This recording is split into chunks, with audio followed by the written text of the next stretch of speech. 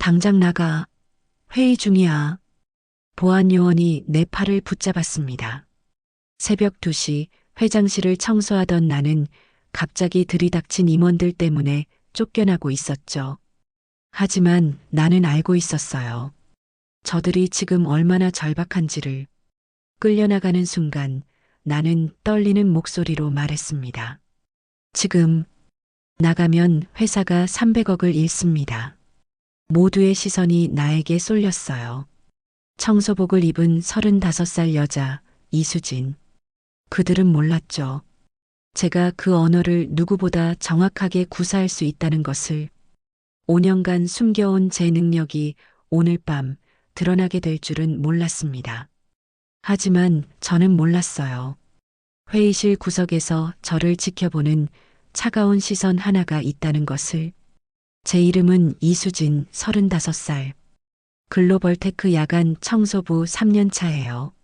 매일 저녁 6시에 출근해 새벽 2시에 퇴근하죠. 사람들은 저를 보지 않아요. 청소부는 투명 인간이니까요. 오늘 밤 회장실을 청소하고 있었어요. 갑자기 문이 벌컥 열리며 박준혁 이사가 뛰어들어왔습니다. 얼굴이 새하얗더라고요. 회장님, 큰일입니다. 통역사가 교통사고로 병원에 실려갔습니다. 내일 아침 9시 베트남 투자자 미팅인데 어떡하죠? 300억 원 계약이 날아가요. 회장님이 급하게 들어오셨어요. 대체 어떻게 된 거야? 7시간밖에 안 남았잖아. 박 이사가 전화기를 붙들고 사방에 전화를 걸었지만 새벽 2시에 올 통역사는 없었어요. 저는 걸레를 쥔 채 구석에 서 있었어요. 심장이 미친 듯이 뛰었습니다. 제가 할 수 있어요. 하지만 청소부가 감히. 그때 회장님이 저를 발견했어요. 지금 여기 누구야? 청소부입니다, 회장님. 당장 나가. 보안 요원이 제 팔을 붙잡았어요. 끌려나가기 시작했죠. 그 순간 어머니가 떠올랐어요. 병원에 누워 계신 어머니. 밀린 병원비. 이 기회를 놓치면 안 돼. 지금 나가면 회사가 300억을 잃습니다. 모두가 멈췄어요. 뭐라고? 제가 통역할 수 있습니다. 베트남어로요. 누군가 비웃었죠. 청소부가 베트남어를. 박준혁 이사가 진지하게 저를 봤어요. 정말? 베트남 하노이 국립대학교 통번역학과를 졸업했습니다. 수석으로요. 회의실이 조용해졌어요. 회장님이 계약서를 건넸습니다. 좋아. 이걸 베트남어로 번역해봐. 저는 깊게 숨을 쉬고 유창한 베트남어로 읽었어요. 발음, 억양 모든 게 완벽했죠. 대단한데. 진짜 원어민 수준이야. 회장님이 말씀하셨어요. 내일 아침 9시까지 준비해. 성공하면 정식 직원으로 월급 10배. 눈물이 날 뻔했지만 참았어요. 감사합니다. 복도로 나왔을 때 휴대폰이 울렸어요.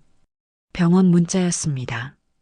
보호자님, 어머니 약값 3일째 밀렸습니다. 통장 잔액 14만 원. 저는 눈물을 닦고 청소도구를 정리했습니다. 내일이면 모든 게 달라질 거예요. 다음 날 아침 8시 빌린 검은색 정장을 입고 거울을 봤어요. 3년 만에 청소복이 아닌 모습. 낯설었습니다. 9시 정각 베트남 투자자들이 도착했어요. 응우엔 민 회장과 그의 팀. 문이 열리는 순간 숨이 멎었습니다. 응우엔 민. 20년 전 그 소년. 하지만 표정 하나 바꾸지 않았어요. 그도 마찬가지였죠. 안녕하세요. 오늘 통역을 담당할 이수진입니다. 유창한 베트남어였어요. 응우엔 민이 제 눈을 봤습니다. 미세하게 떨리는 눈빛. 반갑습니다. 회의가 시작됐어요. 박준혁 이사가 사업 계획을 설명했고 저는 완벽하게 통역했습니다. 단순 번역이 아니었어요. 우리는 장기적 파트너십을 원합니다. 저는 이렇게 옮겼죠. 저희는 함께 성장하는 동반자를 꿈꿉니다.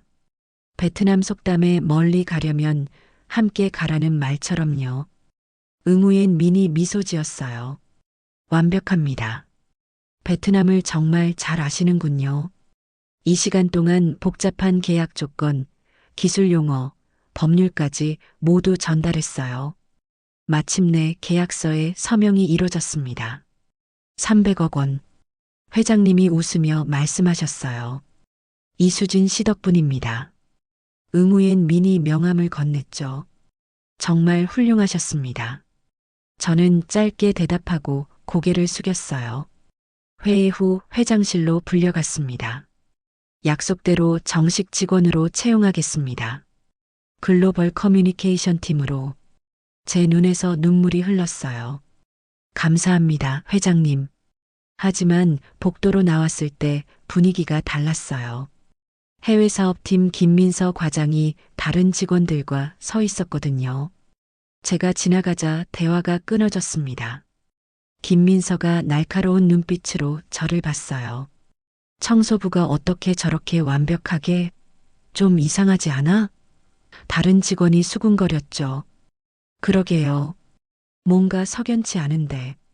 저는 못 들은 척 지나갔어요. 가슴이 철렁했습니다. 의심의 시작. 그날 저녁 편의점에 들렀어요. 장바구니에 컵라면 하나만 담았습니다. 계산대에서 통장을 확인했어요. 아직 14만 원. 월급까지 2주. 라면 하나를 사고 나왔어요. 새로운 시작이지만 조심해야 했어요. 하지만 불안했습니다. 저 의심이 어디까지 갈까?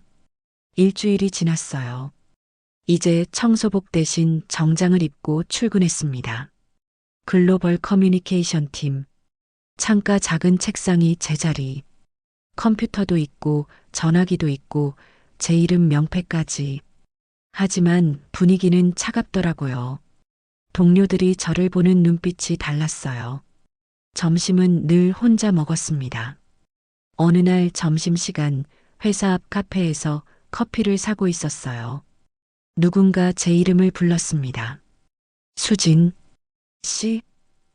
의무엔 민 회장이었어요. 한국 재방문. 심장이 멎는 것 같았죠. 회장님, 잠깐 이야기 좀 할까요? 카페 구석에 앉았어요. 응우엔 민이 떨리는 목소리로 말했습니다. 20년이 지났네요. 은희님, 그 이야기는 하지 말아요. 여기선. 그래도 꼭 하고 싶었어요. 감사하다고. 응우엔 민의 눈에 눈물이 고였어요. 그가 갑자기 일어나 저를 꼭 안았습니다. 당신이 없었으면 저는 지금 여기 없었을 거예요. 저는 당황해서 주위를 봤어요. 그리고 봤습니다. 창밖에서 휴대폰으로 우리를 찍는 사람. 김민서 과장. 회장님, 이제 가봐야 해요. 급하게 나왔어요. 늦었어요. 이미 늦었어요. 그날 오후 3시 회사 익명 게시판이 폭발했습니다. 청소부 출신 이수진, 베트남 투자자와 수상한 관계. 사진이 올라와 있었어요. 응우엔 민이 저를 아는 장면. 각도 때문에 연인처럼 보였죠. 댓글이 쏟아졌어요. 둘이 원래 아는 사이였나 봐. 그러니까 통역을 그렇게 잘했던 거네. 뭔가 거래가 있었던 거 아냐? 청소부가 하루아침에 정직원? 이상하다 했어. 저는 손이 떨렸어요. 1시간 후 회장실에 불려갔습니다. 박준혁 이사도 있었어요. 이수진 씨, 이게 무슨 일입니까? 회장님이 태블릿을 보여주셨어요. 베트남 투자자와 개인적 관계가 있었습니까? 예전에. 알던 사이긴 합니다. 예전에? 언제부터? 저는 입을 다물었어요. 20년 전이라고 말하면 더 의심받을 것 같았거든요. 대답하세요. 죄송합니다. 조심하지 못했습니다. 박준혁 이사가 말했어요. 당분간 조심하세요. 소문이 더 커지지 않게. 복도를 나오는데 직원들이 수군거렸어요. 저 사람 뭔가 있는 거 맞네. 화장실에 들어가 거울을 봤습니다. 초라한 제 모습. 그때 휴대폰이 울렸어요. 병원이었어요. 보호자님, 어머니께서 오늘 약을 못 드셨습니다. 약값이. 알겠습니다.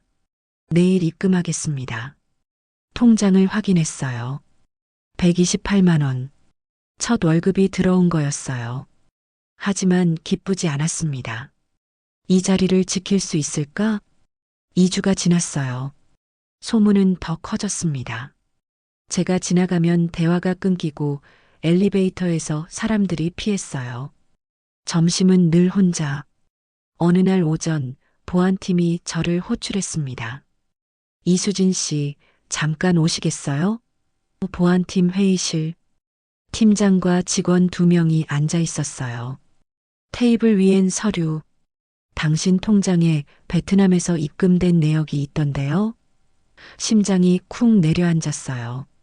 지난 3개월간 3천만 원이 입금됐어요. 설명해 주시겠어요? 그건 제가 20년 전에. 20년 전? 계속해 보세요. 제가 도와줬던 사람이 보내는 거예요. 증명할 수 있나요? 제 아버지가 아시는데. 아버지 연락처 주세요. 아버지는 3년 전에 돌아가셨어요. 보안팀장이 눈빛을 교환했어요. 그럼 증명이 안 되네요? 하지만 정말이에요. 일단 조사가 끝날 때까지 자택 대기하세요. 다음 날 오전 제 원룸에 회사 사람들이 왔어요. 보안팀과 인사팀. 조사에 협조 부탁드립니다. 그들은 제 방을 샅샅이 뒤졌어요. 그리고 찾았습니다. 아버지의 참전 일기장. 베트남어와 한국어가 섞여 있었죠. 이게 뭡니까? 제 아버지가 쓰신 일기예요. 왜 베트남어로? 아버지가 베트남 참전 용사셨어요. 20년 전 베트남 고아원 사진들도 찾았어요. 어린 응우엔 민과 제가 함께 찍은 사진. 이 아이가 누구죠? 지금의 응우엔 민 회장이에요. 그럼 20년 전부터 알고 있었던 거네요? 저는 고개를 끄덕였어요. 오후 3시 익명 게시판이 또 폭발했습니다. 긴급 이수진, 베트남 조직과 20년 전부터 연결 증거 나왔다. 통장 입금, 의심스러운 문서들, 이거 완전 스파이 아냐? 댓글이 수백 개. 청소부가 갑자기 통역사 된 게 다 계획이었네. 회사 기밀 다 팔아먹었을 듯. 저는 휴대폰을 끄고 이불을 뒤집었었어요. 그날 밤 병원에서 전화가 왔어요. 어머니가 뉴스를 보셨대요. 수진아, 엄마 때문이지? 아니에요, 엄마. 엄마가 짐이 돼서 미안해. 전화를 끊고 책상 앞에 앉았어요. 사표를 꺼내 들었습니다. 펜을 댔죠. 하지만 쓸 수가 없었어요. 아버지라면? 아버지는 평생 도망치지 않으셨어요. 휴대폰이 울렸어요. 박준혁 이사 문자였습니다. 내일 오전 10시 기자들이 회사에 온다고 합니다. 조사 관련해서요. 손이 떨렸어요. 사회적으로도 매장당하는 건가? 하지만 저는 사표를 찢어버렸습니다. 도망치지 않기로 했어요. 자택대기 3일째. 저는 밤마다 회사 앞에 나갔어요. 청소부 시절 습관. 새벽의 회사는 제게 익숙했죠. 내가 스파이가 아니라면 진짜 범인이 따로 있다. 그 생각이 떠나지 않았어요. 김민서 과장. 그녀가 왜 저를 이렇게 몰아가는지. 새벽 1시 회사 주차장에 숨었어요. 지하 2층 구석. 청소하며 수없이 지나다녔던 곳. CCTV 사각지대도 알고 있었죠. 일시간을 기다렸을까요? 엘리베이터 문이 열렸어요. 김민서 과장. 새벽 2시에 회사에. 이상했어요. 김민서가 주차장을 둘러보더니 기둥 뒤로 갔어요. 한 남자가 서 있었습니다. 30대 후반 정장 차림. 저는 숨을 죽이고 휴대폰을 꺼냈어요. 녹화 버튼. 김민서가 USB를 꺼내 남자에게 건넸어요. 그리고 베트남어로 말했습니다.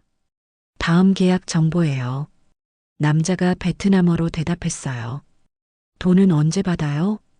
다음 주. 늘 그렇듯이 심장이 미친 듯이 뛰었어요. 김민서가 베트남어를 할 줄 알았다니. 회사 기밀을 팔고 있었어요. 김민서가 계속 말했습니다. 청소부 여자애가 조사받고 있어요. 완벽해요. 남자가 웃었어요. 당신 계획 정말 훌륭해요. 그 순간 휴대폰이 바닥에 떨어졌어요. 소리가 컸어요. 누구야? 김민서가 소리쳤어요. 저는 뛰기 시작했습니다. 하지만 김민서가 더 빨랐어요. 제 팔을 붙잡았죠. 내가 여기서 뭐해? 증거 확보했어요. 주머니에서 휴대폰을 꺼냈어요. 녹화 중. 당신이 베트남어로 한 말 다 녹음했어요. 김민서의 얼굴이 창백해졌어요. 휴대폰을 빼앗으려 했지만 저는 뒤로 물러났습니다. 너 같은 청소부 출신이 날 어쩌겠다고. 증거가 있으면 되죠. 그때 남자가 다가왔어요. 덩치가 컸어요. 휴대폰 내놔. 싫어요. 남자가 제 손목을 잡았어요. 아팠어요. 그 순간이었어요. 거기 뭐 하는 거야? 박준혁 이사가 나타났어요. 남자가 손을 놓았고 김민서는 당황했죠. 박 이사님, 이게 아니라 다 봤어요. 그리고 들었고요. 박준혁 이사가 자신의 휴대폰을 들어 보였어요. 녹음 중 이수진 씨가 연락했어요. 새벽에 이상한 일이 있을 거라고. 제가 몇 시간 전 문자를 보냈거든요. 박 이사는 반신반의했지만 와준 거였어요. 김민서가 비명을 질렀어요. 이건 함정이에요. 조작이라고요. 박준혁 이사가 차갑게 말했습니다. 내일 아침 회의 때 다 밝혀질 겁니다. 그날 밤 저는 처음으로 마음 편히 잤어요. 진실이 밝혀질 거라는 희망. 다음 날 아침 10시 대회의실에 임원들과 관련자들이 모였어요. 저, 김민서, 박준혁 이사, 회장님, 보안팀장. 회의실 공기가 무거웠어요. 김민서는 창백했고 저는 손을 꽉 쥐었습니다. 시작하겠습니다. 박준혁 이사가 노트북을 열었어요. 어젯밤 녹음 파일을 재생했습니다. 김민서의 베트남어 목소리. 다음 계약 정보예요. 회장님의 얼굴이 굳었어요. 이게 무슨 내용입니까? 제가 떨리는 목소리로 통역했어요. 김민서 과장이 회사 기밀을 외부에 팔았다는 내용입니다. 김민서가 벌떡 일어났어요. 조작이에요. 이수진이 만든 거예요. 저 여자가 스파이라니까요. 회장님이 차갑게 말씀하셨어요. 증거가 있습니까? 이수진 씨가 스파이라는? 그건 그때 회의실 문이 열렸습니다. 화상회의 장비를 든 직원. 큰 화면이 켜졌고 응우엔 민 회장이 나타났습니다. 안녕하세요. 긴급하게 연결해 주셔서 감사합니다. 오늘 제가 증언하러 왔습니다. 이수진 씨에 관해서요. 회의실이 조용해졌어요. 이수진 씨는 제 생명의 은인입니다. 응우엔 민이 깊게 숨을 쉬었어요. 20년 전 저는 하노이 고아원에 있었습니다. 13살. 부모님을 사고로 잃고 굶고 있었어요. 어느 날 한 한국 여학생이 왔어요. 교환학생. 그 학생이 이수진 씨였습니다. 저는 고개를 숙였어요. 눈물이 날 것 같았거든요. 수진 씨는 자신의 장학금 전액을 포기하고 저에게 주었어요. 그 돈으로 저는 학교에 갈 수 있었고 공부할 수 있었습니다. 그래서 지금의 제가 있는 겁니다. 회장님이 물었어요. 그럼 통장 송금은? 제가 보낸 겁니다. 20년 동안 갚지 못한 빚, 이자까지 포함해서요. 응우엔 미니 서류를 보여줬어요. 여기 모든 송금 내역이 있습니다. 정식 계좌 이체, 세금도 다 냈어요. 김민서가 소리쳤어요. 그래도 관계를 숨긴 건 수상하잖아요. 응우엔 민이 슬픈 표정을 지었어요. 수진 씨가 숨긴 이유를 아세요? 제가 부탁했거든요. 자신의 실력으로만 평가받고 싶다고. 과거 인연 때문에 특혜받는 걸 원치 않으신다고요. 회의실이 숙연해졌어요. 그리고 한 가지 더. 김민서라는 분, 2년 전 저희 베트남 지사와 불법 거래를 시도했었어요.